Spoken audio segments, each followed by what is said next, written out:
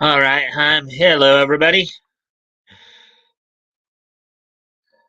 Hey, it's solid. Is it time already? Yeah, it's that time again.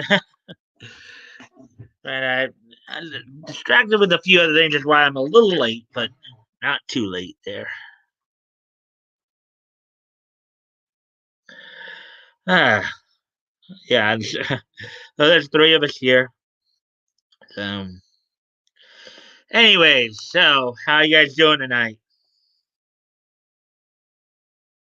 Night's late and curious. Laugh out loud. Well, I got here just a second after though. So, so how you guys doing tonight? Anything exciting happening for you guys today?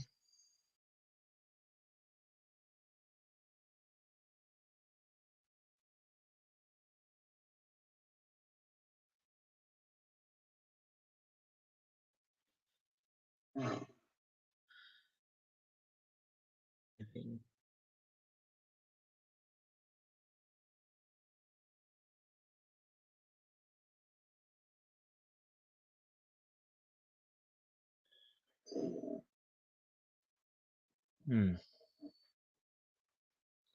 Hi, Woody, from my toys. I'm tired. Hi, toys. Hi, Mike. Everything's on an even keel. That's good. Yeah. Of course, it would be nice if this counter would stay accurate. But anyways,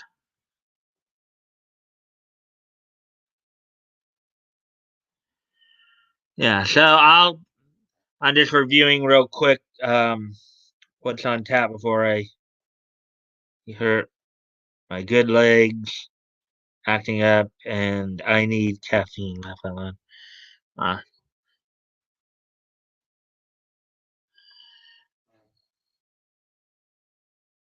Trying to remember if I had five or six stories for you guys tonight. So I think I had maybe six. Let me see here.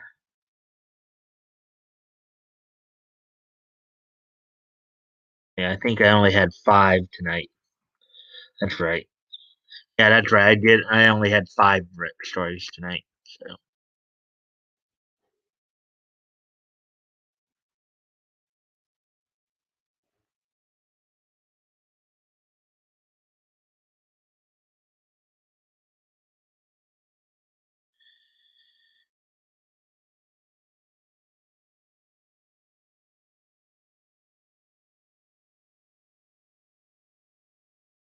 okay, so there we go.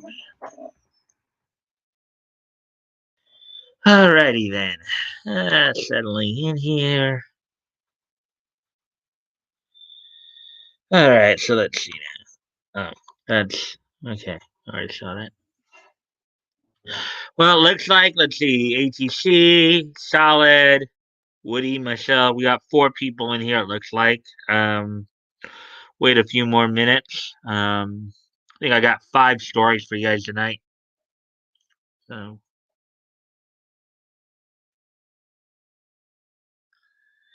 let's see.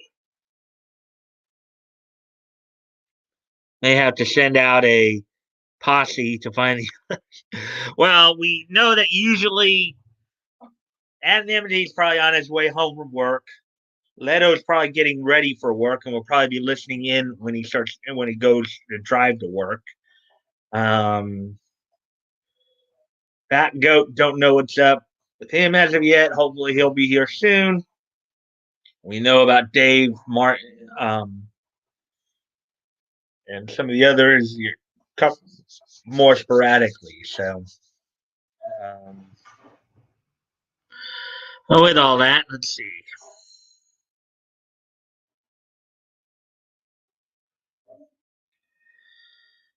Yeah.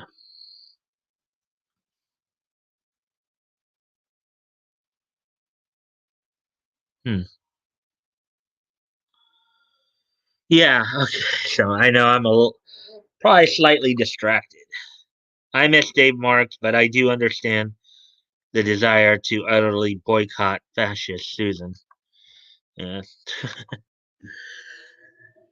Ah,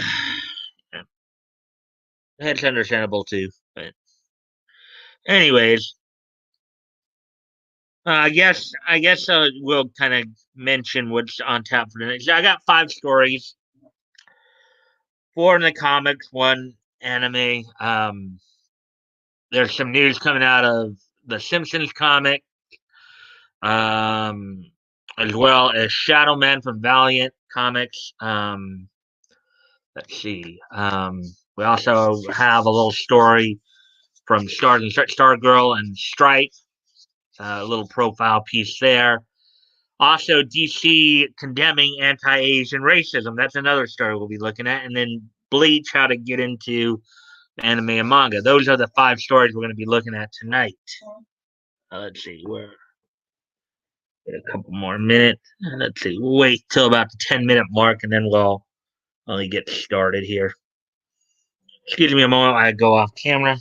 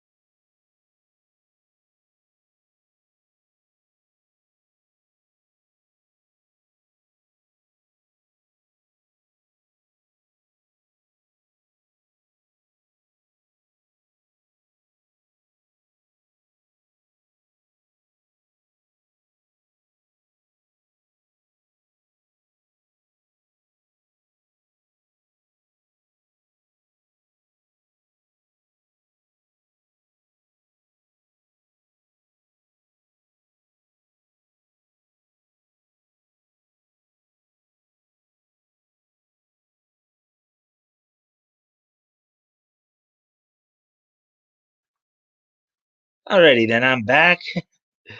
Let's see what you guys have been saying since I was gone here. See, we already read that. We already read that. I'm guessing they are all for anti-Asian when it comes to college admissions. I'm going to lurk. Okay, that's fine, Toys. Me too. Yeah. I may just try to get through this tonight. Distracted, I guess. All right, so let's see. 8 minutes 47. So I guess we'll start a little earlier than 10 minutes. I guess I'll start at the 9-minute mark. Good.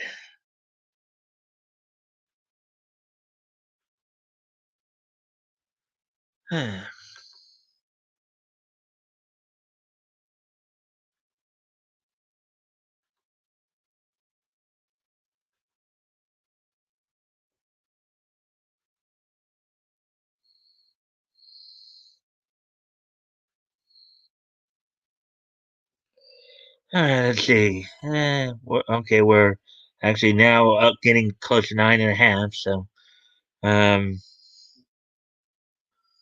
all right. So, anyways, I guess we'll get started then right now. So, this is the first story we're looking at tonight. The Simpsons comic sent Bart into his own Spider Verse. Look at Bart in the and the purple. Okay, so let's see what this one's about here. In the Simpsons comic, Three superhero versions of Bart teamed up to experience their own version of Spider-Man into the Spider-Verse. You got an elastic Bart, Bart wearing something all purple, I guess trying to be Bat Bart, maybe. The Simpsons has occasionally teased that the idea that Springfield has its own multiverse, featuring alternate versions of the titular family. Season 32's Treehouse of Horror 31 even featured multiple versions of Homer teaming up in a parody of Spider-Man into the Spider-Verse. But Homer isn't the first member of the Simpsons family to get their own multiversal storyline. The Simpsons Super Spectacular #2 features a story, The League of Extraordinary Barts. Oh, some people might argue that's a bit of an oxymoron. By Ian Boothby, John Delaney, Andrew Papoy, Chris Ungar, and Karen Bates, which focuses on three versions of Bart Simpson from across parallel dimensions: Bartman, Stretch Dude, and Cupcake Kid. Yeah, Bartman's probably his answer to Batman. Do the Bartman. Do the Bartman. How were the trio united, and how did they save a parallel reality from their most nefarious multiversal counterparts? Da da da da. I guess here's a piece of the comic right here. Um. Oh, where am I? And why did you handsome villains bring me here? It's like looking in a full house mirror that shows lame versions of me. Who are you calling lame, noodle neck? You the Bart man. Each of the trio is a superhero version of Bart from a different reality. Bartman, who appeared primarily in the Bongo Simpsons comics, works with his sidekick Houseboy, aka Millhouse. Bartman and Houseboy, okay, to fight street crime in Springfield using a variety of gadgets and tricks, a la Batman. Stretch Dude, introduced in season 11's Treehouse of Horror 10, has the ability to stretch and shift his body, similar to Mr. Fantastic from Marvel or Plastic Man from DC Comics. The Cupcake Kid, introduced in season 15's Simple Simpson, before becoming a prominent character in the Simpsons Super Spectacular, is the only one who's a sidekick instead of his own hero. Working alongside his world's version of Homer, who maintained his work as the local superhero Pie Man, with the pair using baked goods as weapons in their horror crime. So basically, they'd throw pies and cupcakes. I mean, you guys have probably seen that with clowns. Yo, pie to the face, pie to the face, pie to the face, pie to the face. So, anyways, we continue on here. All three are drawn to another dimension, Springfield, which has been reduced to rubble at the hands of a destructive villain. The trio was brought to this dimension by this reality's version of Sideshow Bob, who reveals himself to be heroic in this timeline and a member of the local resistance. He called upon the three to help deal with their master, revealing that it's actually this world's version of Bart. In this reality, Bart didn't have the core of goodness that defines the others, keeping them good hearted pranksters. Instead, this dark Bart decided to stop being an underachiever and evil and kidnap Professor Frink's beloved lab monkey, Mr. Bananas, forcing the scientists to construct devices he could use to conquer first Springfield and then the world. Ha ha ha ha ha.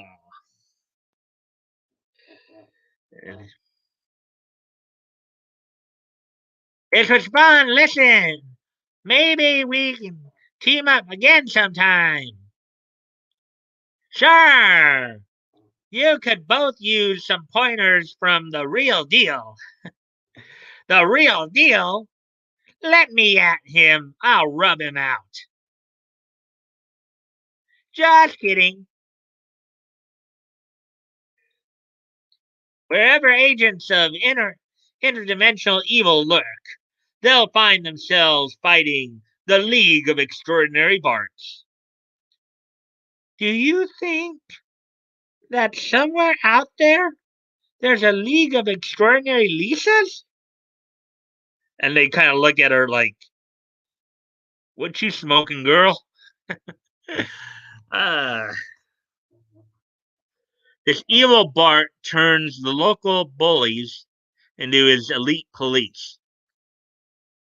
Keeps Principal Skinner as personal entertainment, and even forces Frank to create a device that changes people into birds, turning it on his family and trapping them in a cage as pets. The evil Bart offers the three heroes the chance to join him, with only Cupcake Kid seeming to agree to the idea. But in reality, it's just a distraction to give Stretch Dude and Bartman time to escape and find Mr. Bananas. With his beloved monkey returned to him safely, Frank turns on the evil Bart and helps the trio of heroes defeat him. The natural effects of the reality bending device finally wear off, sending all three of the heroic Barts back to their native realities. Just as the crowds of the Springfield enslaved Springfield citizens storms the castle. It's a lighthearted and fun adventure with all three distinct versions of Bart being similar, that also retaining elements that make them unique. Stretch Dude enhanced abilities make him a key player for the group, while Bartman's tech and confidence allow him to be surprisingly destructive when he needs to be. Finally, Cupcake Kid has to survive his missions by using his wits, with the hero's quick thinking giving the trio the chance to escape and overcome their dark counterpart. They even promise to team up again down the line, prompting Lisa to hint that there may even be a multi, multiversal team of incarnations of herself out there. Something that the Barts predictably find hilarious. Do the Bartman, do the Bartman, do the Bartman, do the Bartman, do the Bartman, do the Bartman, do the Bartman, do the Bartman. That was that. Check your comments in a moment, see if you guys said anything about that. There's the next story we'll get into. I guess it's still as you guys are looking. Okay. Excuse me for a moment while I go off camera.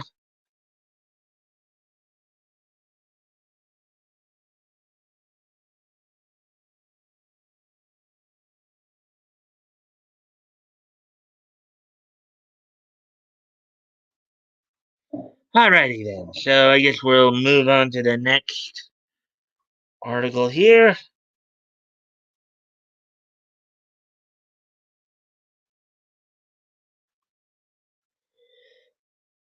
Shadow Man, Cullen Bunn, and John Davis Hunt shine a light on the new Valiant series. Writer Cullen Bunn and artist John Davis Hunt sat down with CBR to discuss the Shadow Man series coming in April from Valiant Comics. And there's a look right there. Since his 1992 debut, Shadow Man has become one of the most popular heroes in the Valiant universe.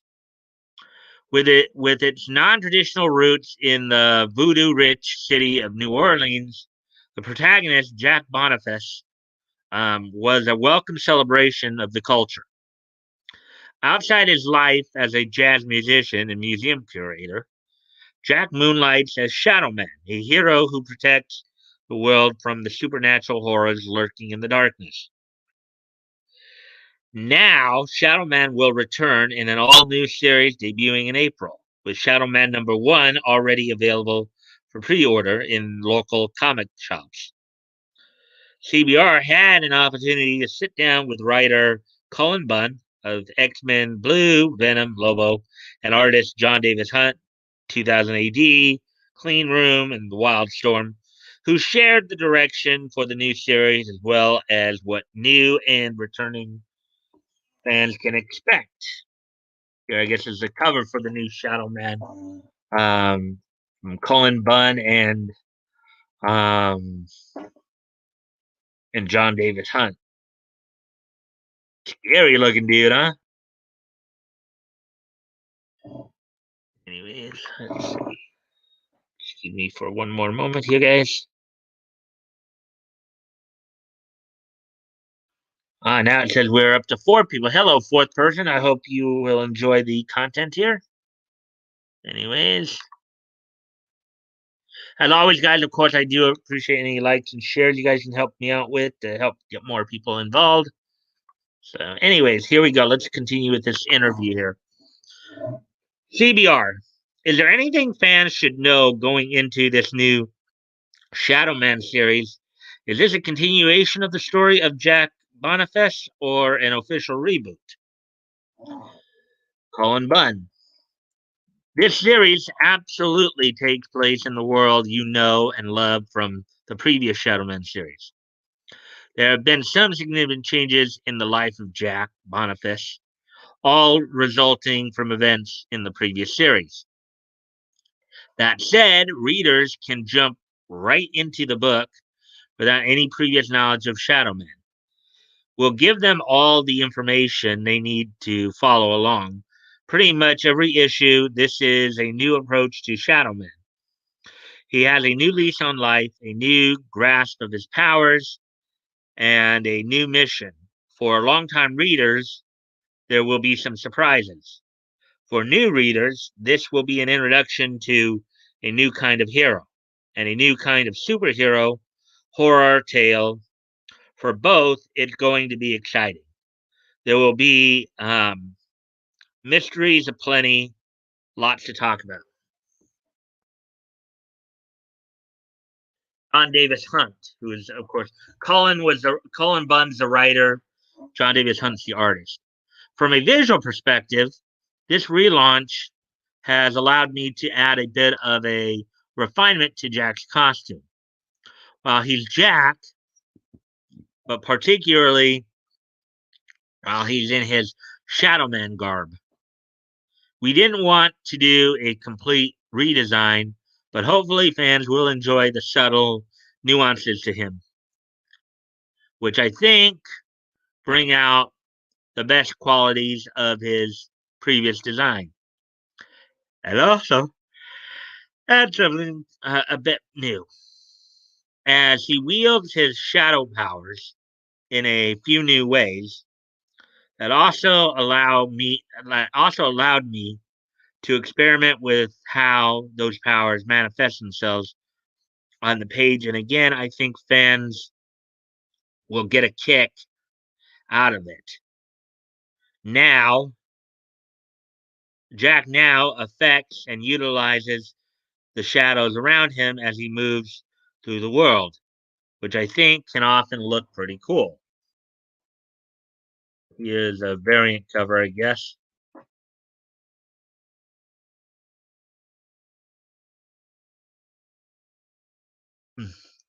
Shadow Man has had a few series in CBR. Shadowman has had a few series in the past. What makes this one different? One, I feel like this is a new approach to the character from the ground up. First of all, the tone of the series is very different than what you've seen in the past. While we'll never forget that Shadowman is a superhero, we'll also never forget that this is a horror tale.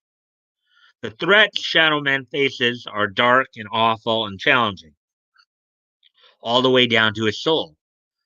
Another big difference is that while there is an over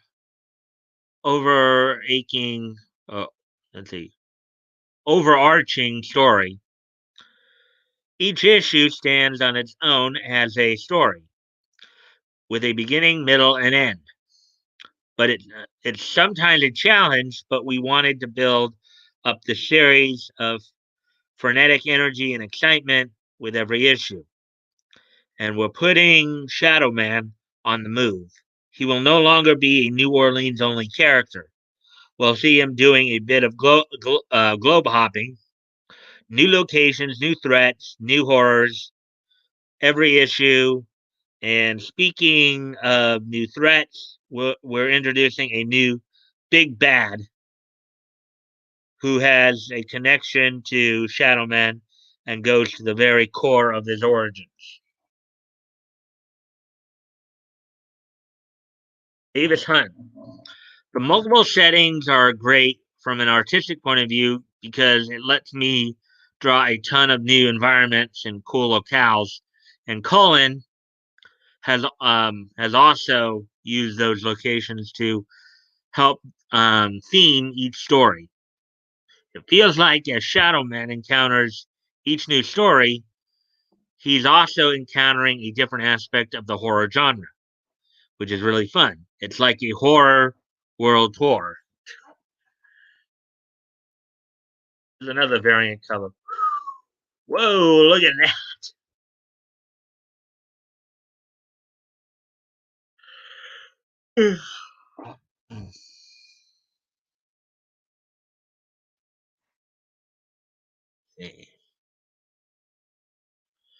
Nothing new there.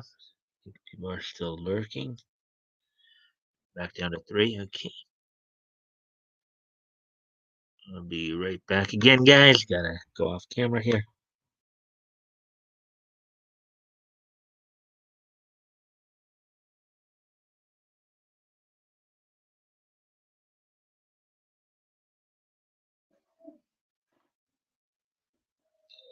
Alrighty then, back to the article here.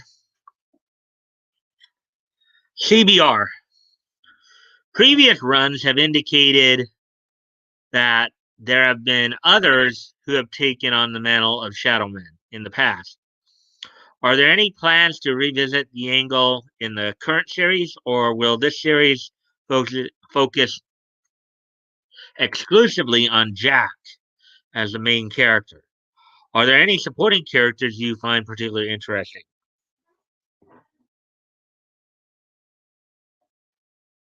Bun. For now, we're focusing on Jack. He's our lead. We're in his head. That doesn't mean we won't see some of the others who have held the power of Shadowman, but Jack is our guy. I have a big story planned for the first several arcs. After that plays out, who knows? As for supporting characters, the most notable is Baron Samedi, the Loa of the, I guess that's supposed to be Lord, the Loa of the dead, who becomes Jack's less than trustworthy companion on his adventures. Here's a character who has definitely been more villainous in the past, but he is guiding Jack because something really nasty on the horizon, something that scares the Lord of Death and all the other most powerful Loa.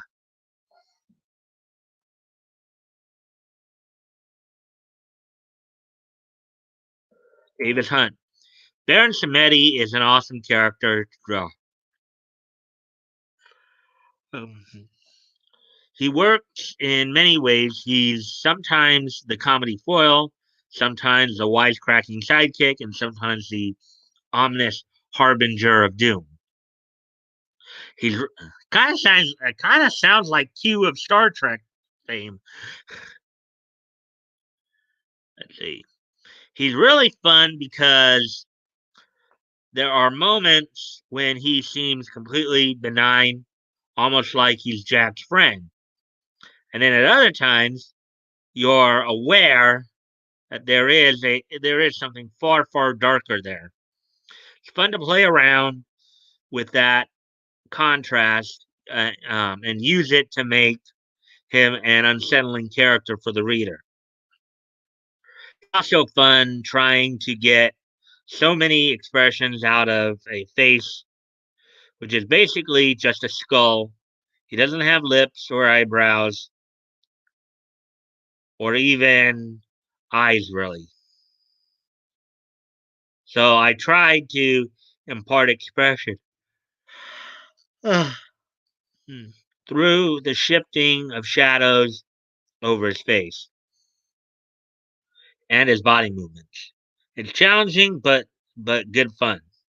I also really like how the design of his costume turned out, although senior editor Heather Antos, boo, did warn me that it might be a bit too detailed and turn out to be a real pain to draw in later issues. She was completely correct. I'm now hoping that Cullen writes in a storyline where he needs to change into a t shirt and jeans.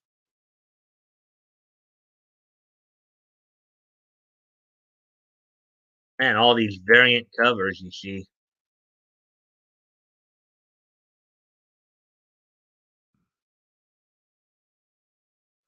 I'll be right back.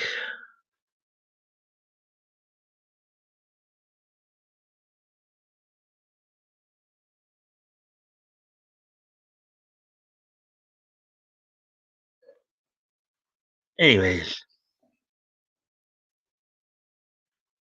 let's see. We're back up to four people, so that's good.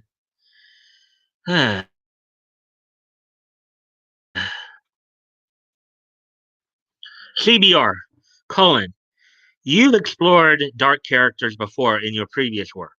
What aspect of Shadow Man do you find most interesting?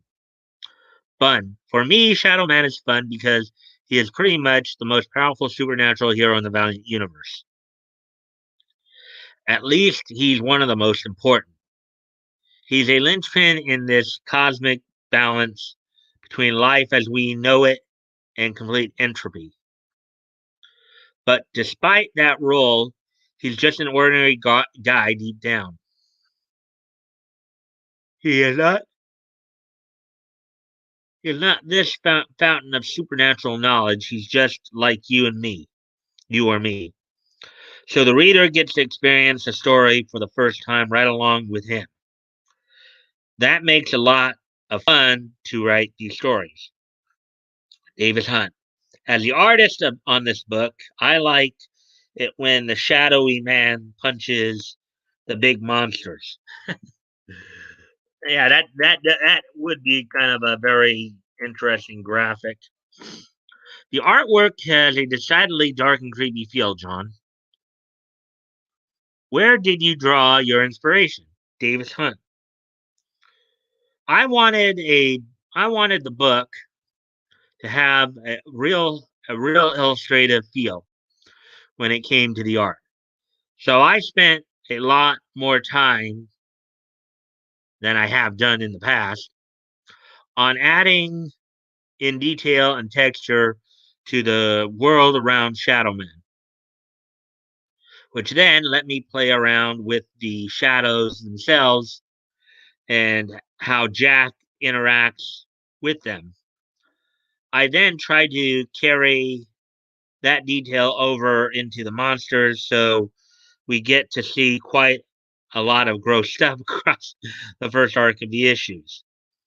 I was incredibly lucky as well to have the artistic abilities of colorist Jordi Belair, who came in and add her magic as a colorist.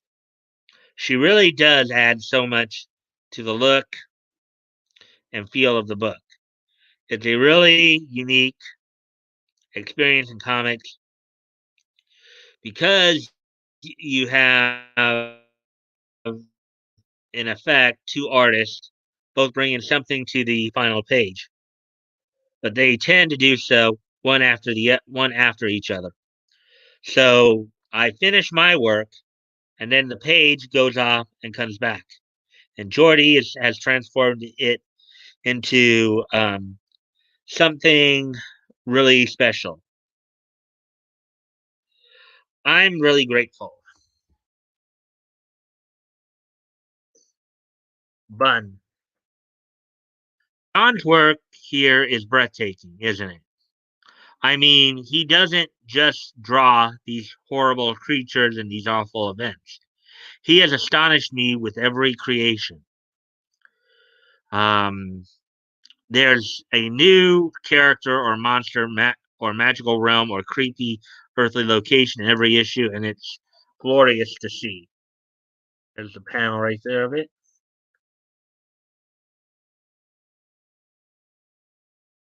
I'll be right back. Gotta go off camera again.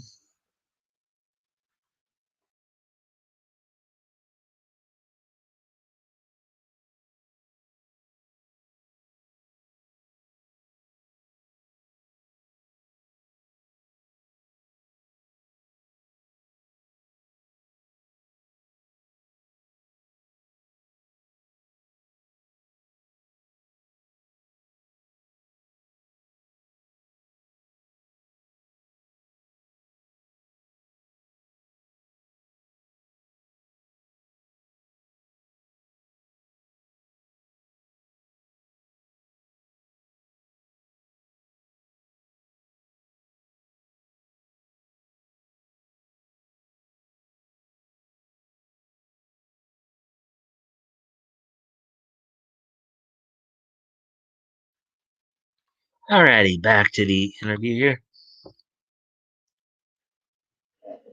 CBR, what kind of themes will this new series explore? Bun. We really get to play with a lot of different themes and ideas in this series. There are stories of what defines good and evil and how these concepts can be flipped in an instant.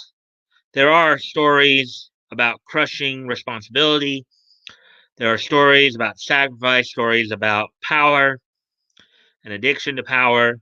One of the nice things about the way we're approaching this series is we can do a lot of different things with it and cover lots of different themes. I wanted every issue to read like its own horror story. And the best horror um, has a personal backbone that gets ripped out and shown to the world. Davis Hunt. There are things that happen in this book that are really going to affect Jack and the world around him. Like all good horror stories, the experiences that our characters go through fundamentally change them, and Jack goes through a lot of experiences, and many of them are not good. CBR. What new and or returning villains can we expect to see in this series?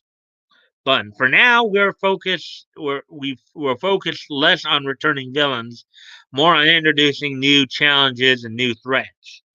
You'll be meeting lots of new characters. Many of them, I hope, will become mainstays in the Valiant universe.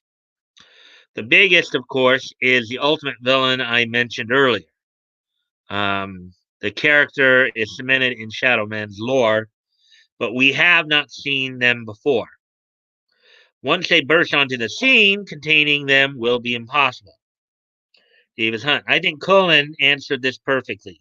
I can't say anything else, otherwise, it'd just be full on spoilers. I am the artist. After all, I can't be trusted.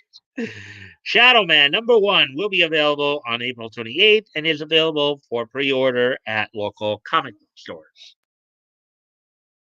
So there we go. There's the story.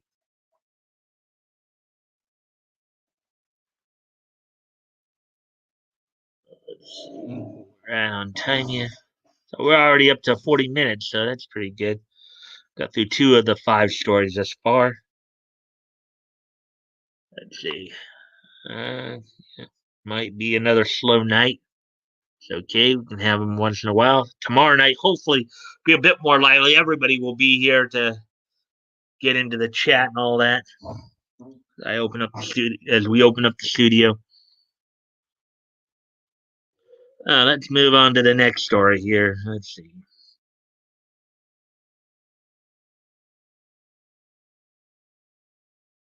Okay, so here's the next story.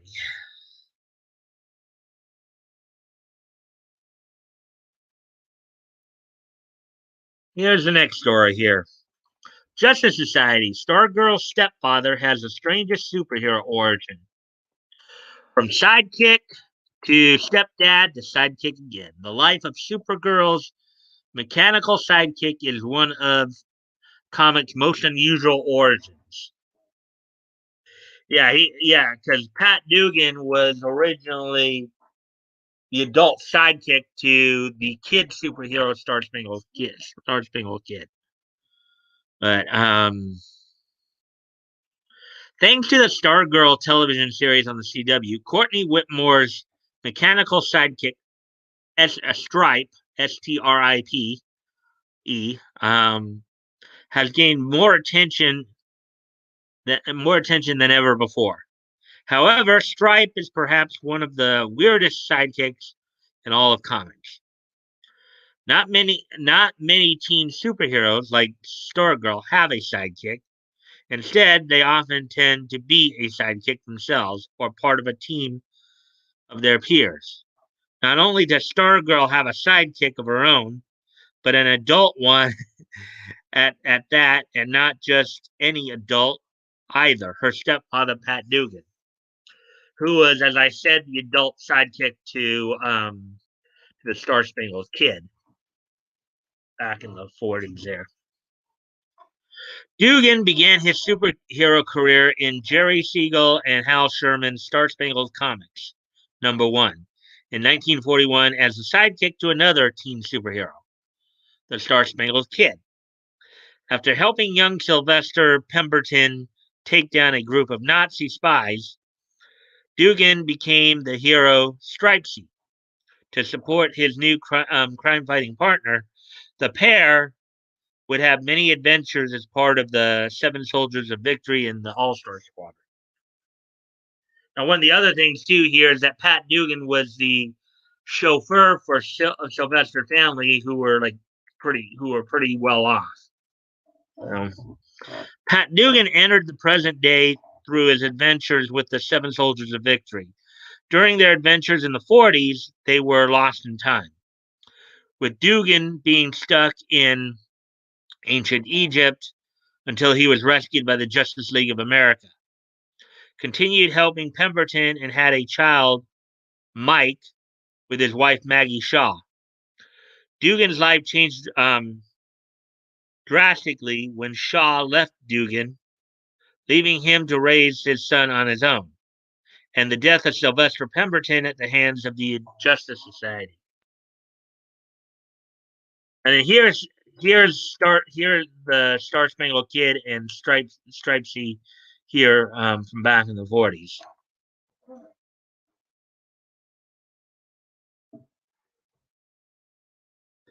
Dugan was remarried to Barbara Whitmore, the mother of Courtney, and they settled in Blue Valley, which I believe is also the home of Wally West, the modern day Flash, I believe.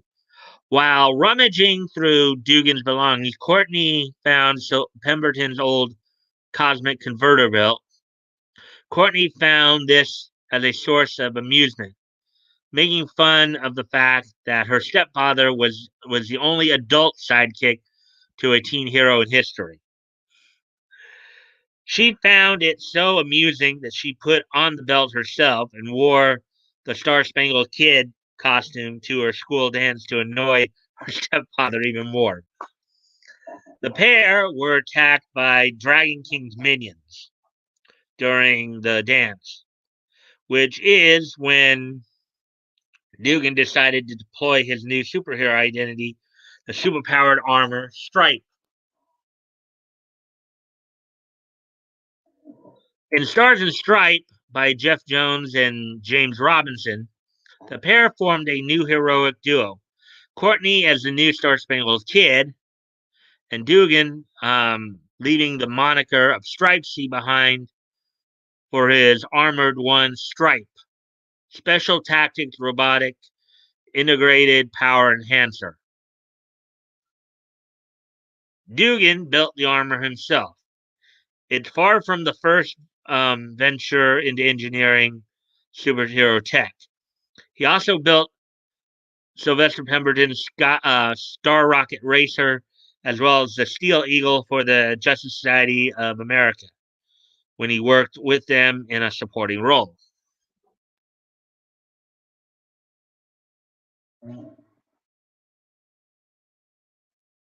Okay, down to two people now.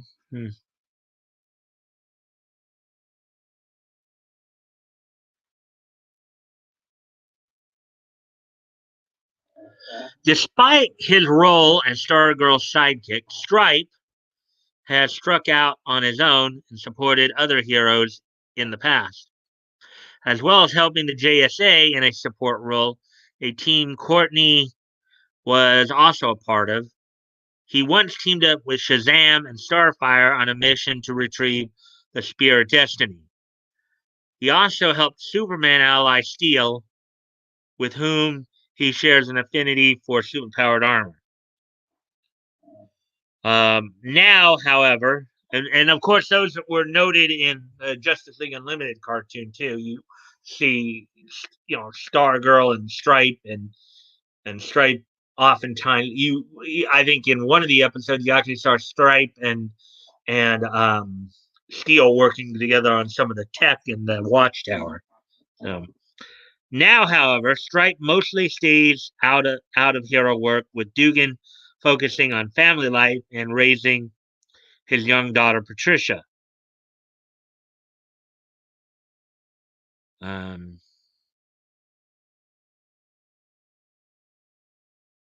he still assists Courtney in her superhero career where he can, notably appearing alongside Stargirl in the JSA in issue number 12 of Doomsday Clock, but remains a father first. This is not the case on the CW series, however, where Stripe is still very much in action, assisting his stepdaughter and the new teenage JSA as once again the sidekick to teen heroes. And we're just over halfway through the stories here. That was 3 of the 5 that we're covering tonight. This is the last one in the. This one might get you guys' attention a bit. Last of the comic stories here.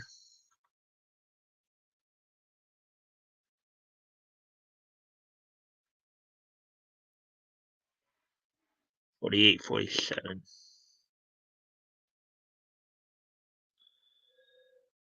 DC Comics condemns anti-Asian racism in statement. DC Comics released a statement condemning anti-Asian racism following a series of violent attacks against Asian people in the past several months. DC Comics released a statement condemning anti-Asian racism following an increase in violent attacks against Asian and Asian American people in the past several months. The company posted an official statement across its official social media accounts, writing, "We're joining our Warner Media family to stand with the AAPI."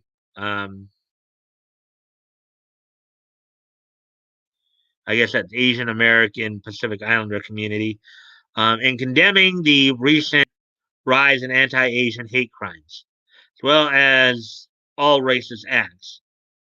For more resources, visit Stop AAPI Hate.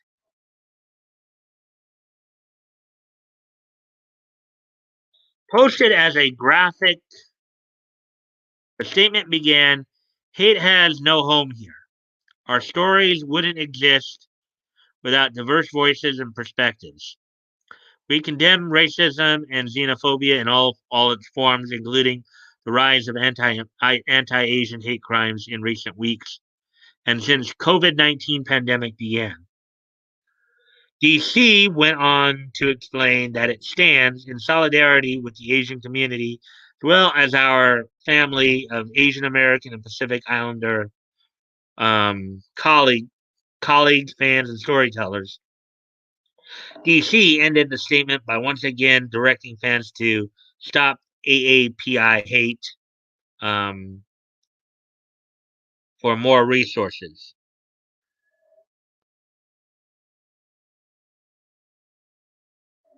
The condemnation was nearly identical to the one released by Warner Media just hours earlier in its post on social media.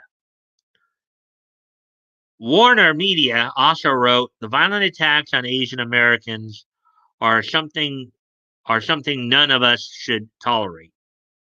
The statements from Warner Media and DC come in the wake of a video going viral in January that showed a 91-year-old Asian man being violently pushed to the ground in Chinatown in Oakland, California. That incident was one of many similar attacks involving Asian victims in the Bay Area and New York City over the past few weeks.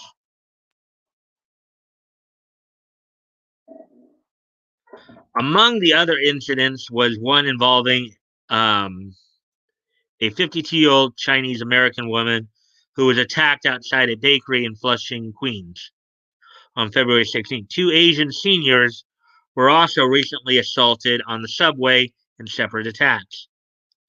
In response to the violence, Congressional Asian Pacific American Caucus Chairperson Representative Judy Chu, Democrat from California, along with a handful of other lawmakers, participated in a virtual press conference last week about the rise in anti-Asian American bias and xenophobia.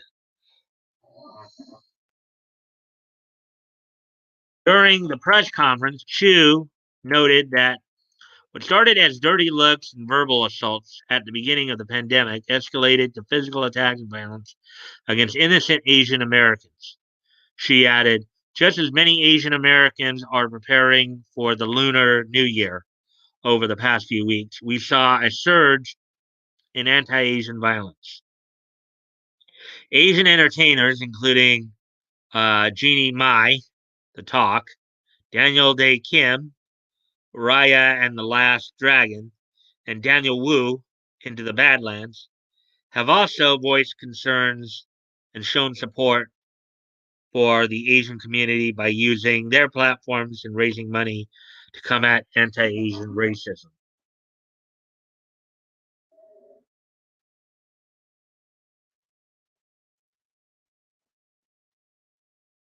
Yeah, so that's it.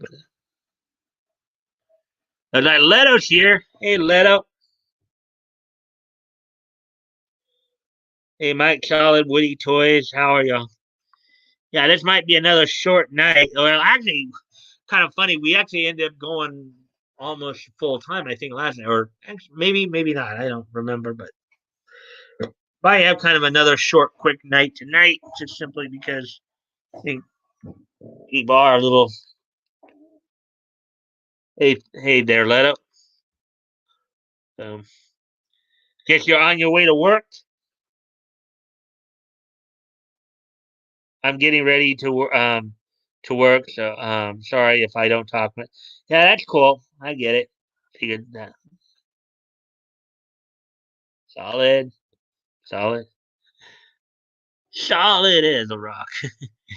Anyway, so um, now we're gonna probably get to one last story here. Let's see how much. Where are we at time wise? 54 minutes and 47 seconds. So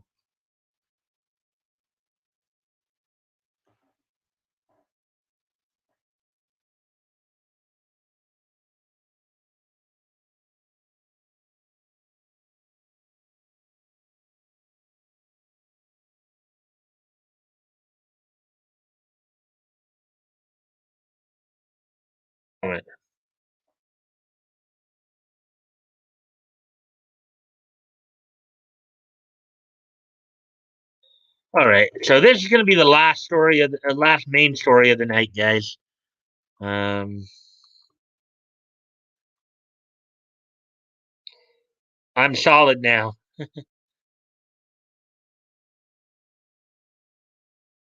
I'm aolid now. No la. Ah, okay. So Bleach, how to get started with the anime and manga.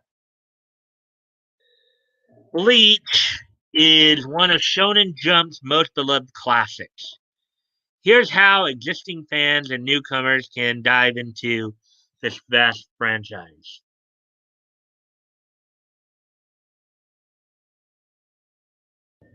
Bleach stands as one of Weekly Shonen Jump's most successful and popular series of all. Considered one of the big three of its time, the original manga by Tite Kubo ran from 2001 to 2016 and told the story of punkish anti-hero Ichigo Kurosaki and his quest to slay monstrous hollows or evil spirits. And more, as a series that packs more than a little humor, drama, action, adventure, and intrigue, all into it's no it's no wonder fans have gravitated towards Ichigo's story.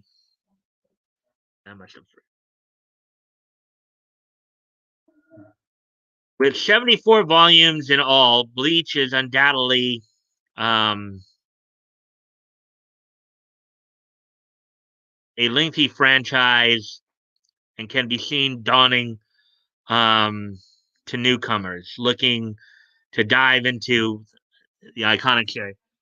Excuse me a second, I just remembered, forgot to do this earlier.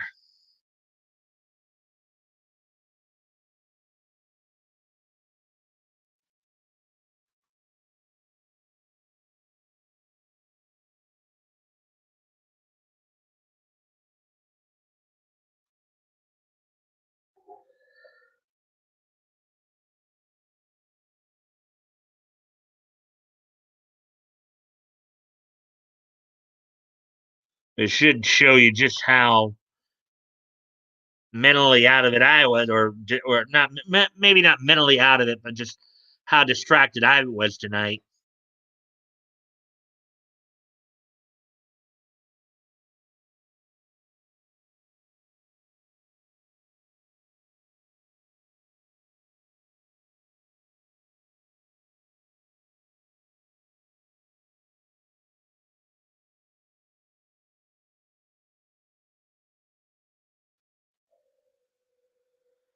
All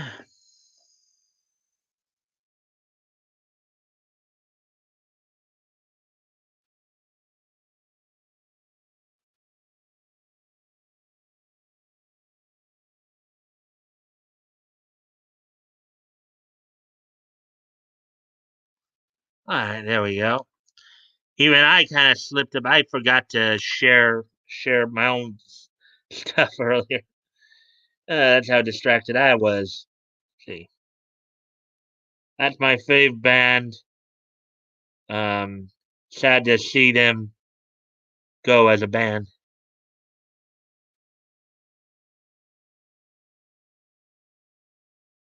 Did you do the Daft Punk? No, I didn't. I don't even know much about Daft Punk. Anyways, I'm driving. I'll be listening. That note's here. Hello, Miami Cava. Oh, going a little Frenchy there, huh? There, back up. Anyway, I'll be right back.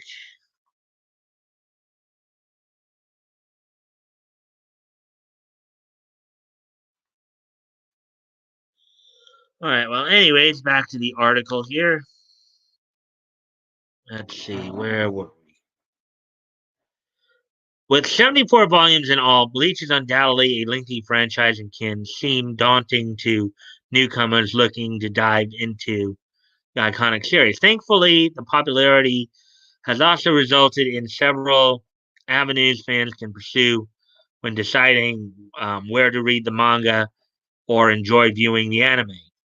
Whether you're new to the series or looking to revisit a favorite, here are some legal ways to watch and read Bleach.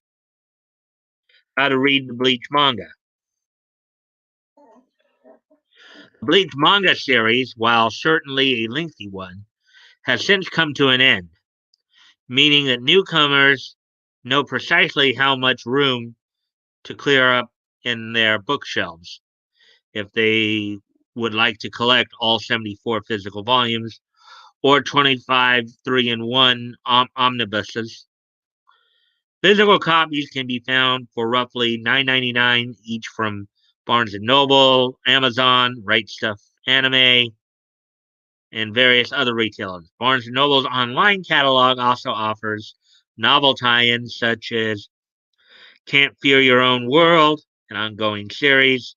Viz Media's official website cites many sources for purchasing single volumes and offers box sets that collect the entire series, ranging from 174.99 to 199.99.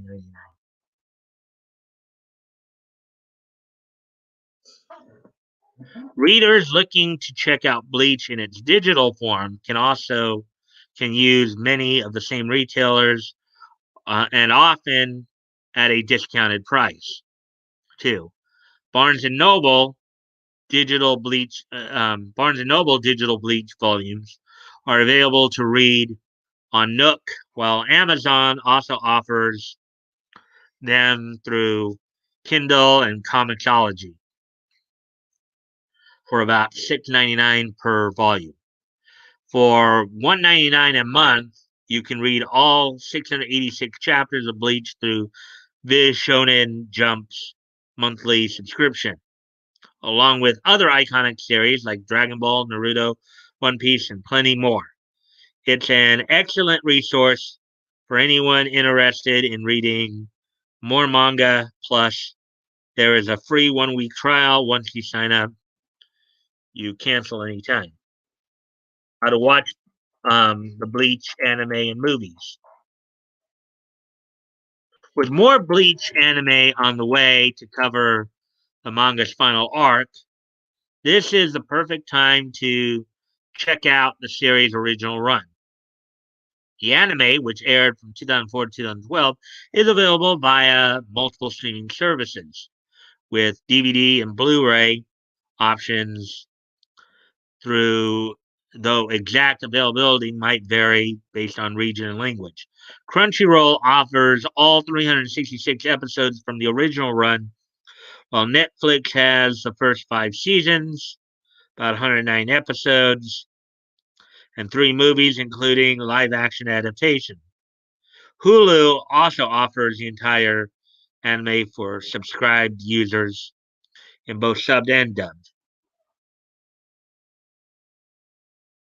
For those looking to stock up on the physical copies of the series and watch the 4 animated Bleach movies, DVD and Blu-ray sets are available.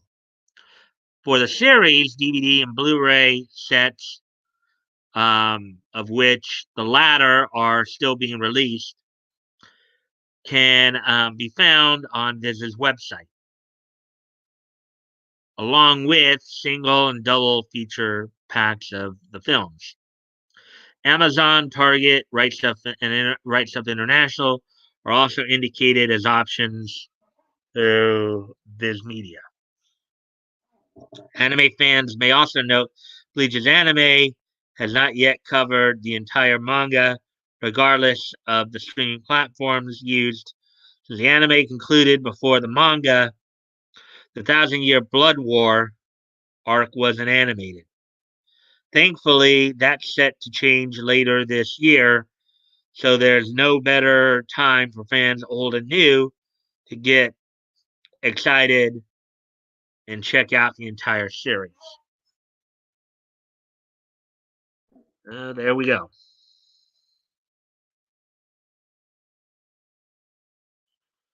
That's it for that. All on the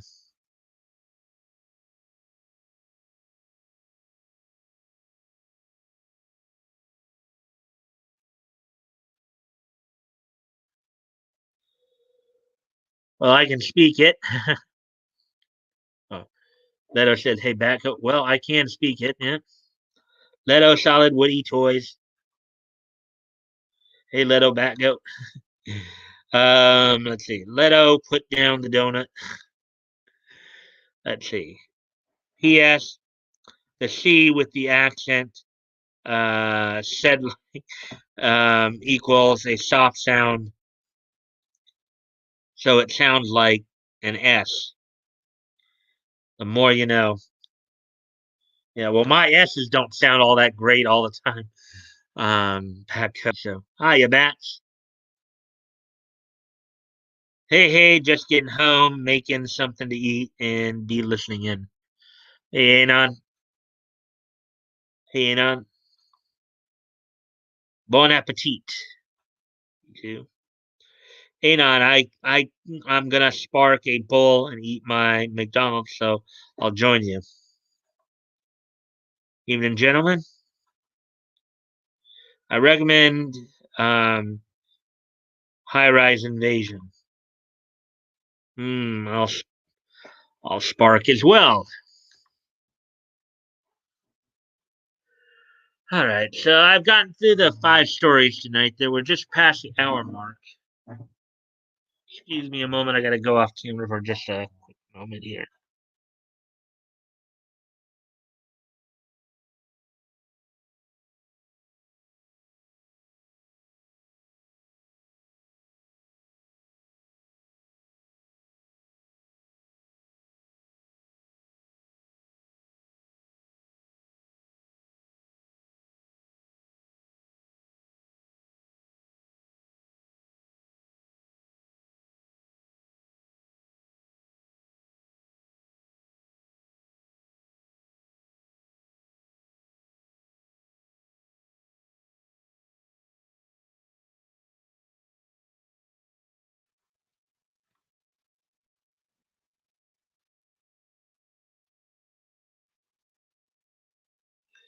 Hmm.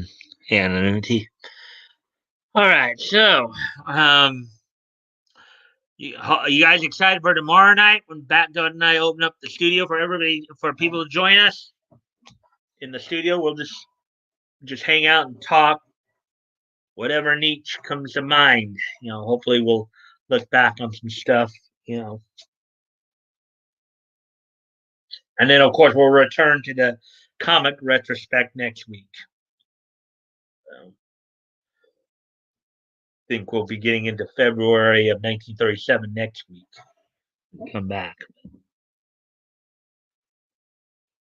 Evening, Leto. Hmm.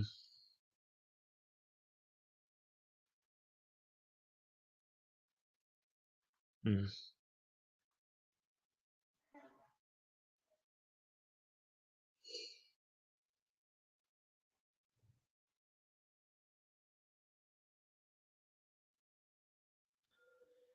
Yeah, so to the people who just got in here in the last hour or so, hey Anon, you ready for some more rest? RE5. Hmm. So Anon, Leto, Batgoat, how'd your guys' day go today?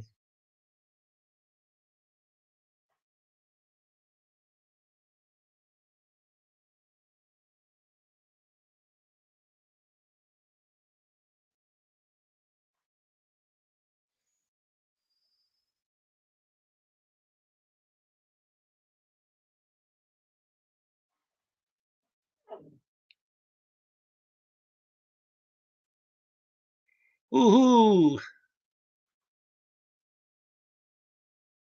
I do love me some RE5.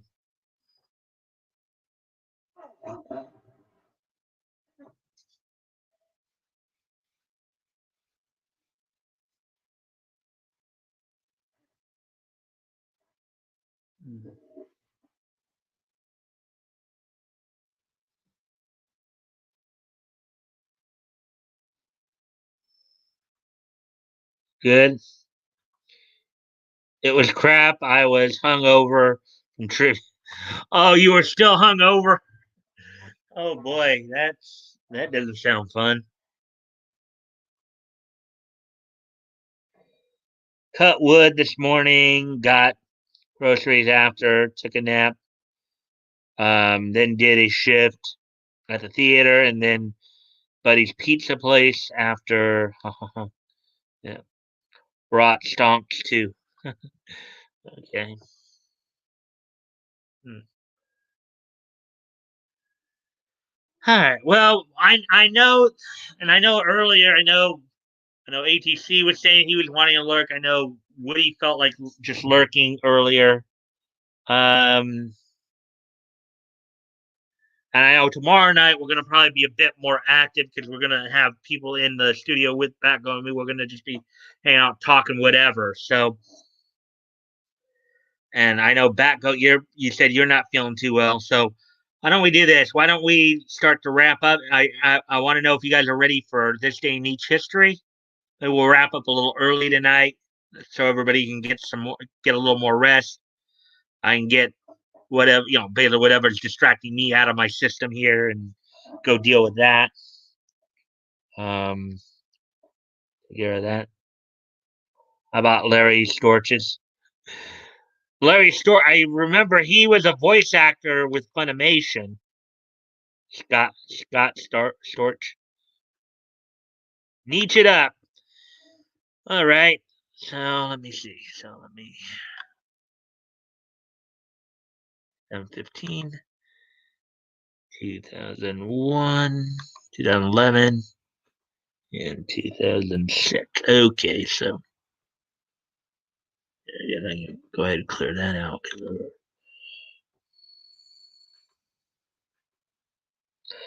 That's cool, Mike. History it up.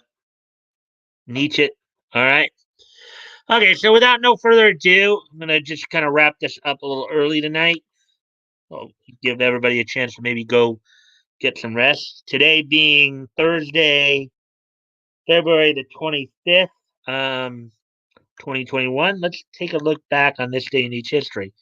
And Corporal Argom from F Troop. Okay.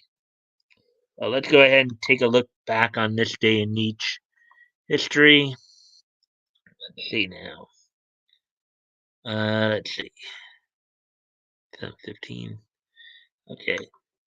So the first stop we're going to make is going to be we're going to go back 20 years ago today. Before I remember Larry Starch of F Troop along with Forrest Ducker. Yeah. And then night everyone. Night toys.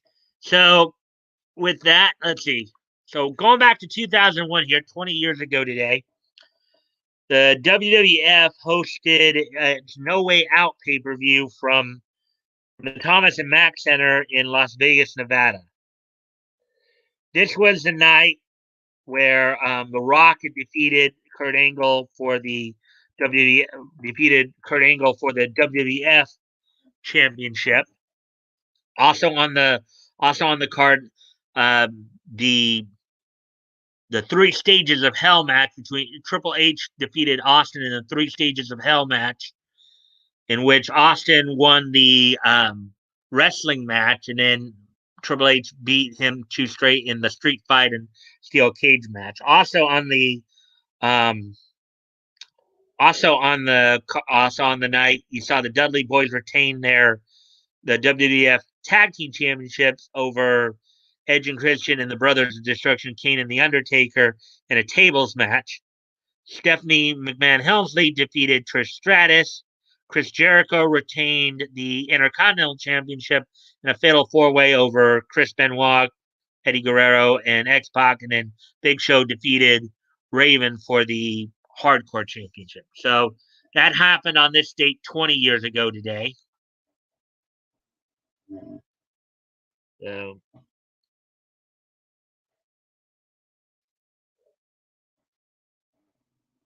we're the heck-all-we Peace Toys. Let's see now. So now, moving on to the next piece of niche history here.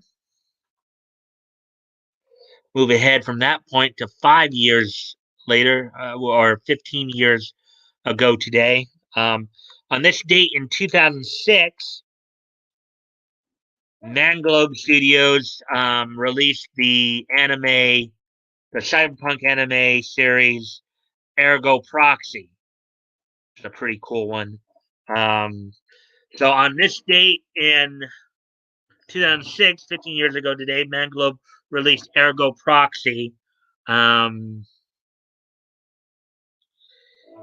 Ergo Proxy on Wow television in Japan. So happened on this date in 2006. Then we move ahead to 2011.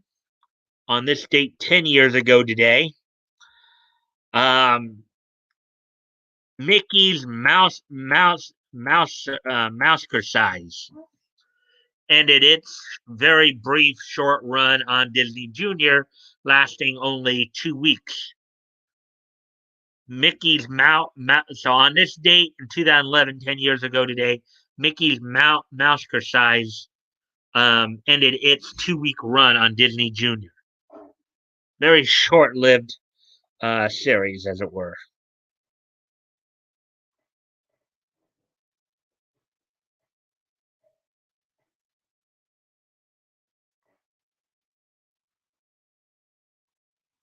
I remember Ergo. Yeah, it was a pretty interesting one. Therefore, you are. Okay, finally, finally, let's see, one last piece of niche history here, going back to 2015. On this day in 2015, the 15th and final issue of All New Invaders was released from Marvel Comics. The final issue of All New Invaders was released from Marvel Comics on this date in 2015, which was 6 years ago today. The original Mouser size was great. Hot chick with no boobs. She died like 10 years ago. Okay, so anyways, so with that, guys, so as I said, 6 years ago today in 2015, the 15th and final issue of All New Invaders from Marvel Comics was released. So that wraps everything up for tonight. Thank you guys for joining me. I know it was kind of a slower night. Have a good one, Action Toys. I know people were tired, so guess we figured we'd wrap up early. And I was a bit more distracted. I guess you can kind of say it's kind of similar to when you get a new toy and you're so fascinated with it that nothing else can take your attention away from it. So I'm sorry for that. But tomorrow night, we said tomorrow night, Batgo and I are going to open up the studio. Let anybody who wants to come in and join us. Well, just do a panel, just kind of a kickback panel to just kind of just relax and talk whatever niche comes to mind. So again, I thank you guys for being here. I thank you guys for any of the likes and shares that you guys did for me tonight. And I will see y'all tomorrow. Bye.